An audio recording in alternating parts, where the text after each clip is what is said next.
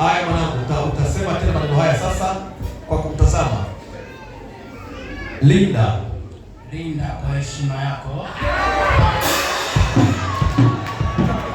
Leo nakupokea uwe mke wangu wa halali.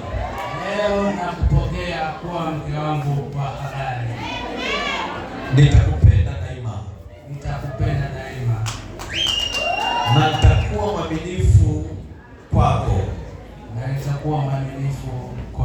Siku zote za maisha yangu. Nikamate pete na umuoneshe, na kwa pete hii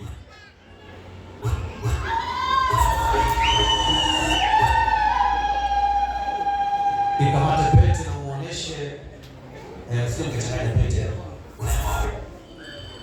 Mwangalie ya huyu ni ipi na ya huyu ni ipi, maana katika kuomba utakuwa mimi nilichanganya. Utakuwa unamuonesha pete na unakwenda kumalisha pete kwenye kidole cha pili kutoka kwenye kidole cha mwisho kile kidogo kwenye mkono wake wa kushoto. Mkono wa kushoto kidole cha pili kutoka kwenye kile kidole kadogo ka mwisho. Na utasema maneno haya, na kwa pete hii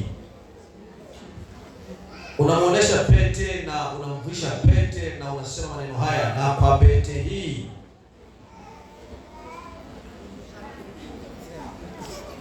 pete, na kwa pete hii, na kwa pete hii, na kwa pete hii itakuwa ishara ya uthibitisho.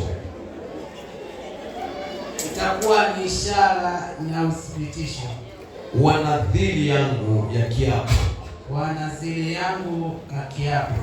Cha uaminifu wangu kwako.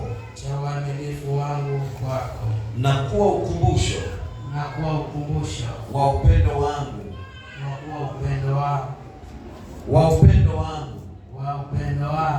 Wa dhati.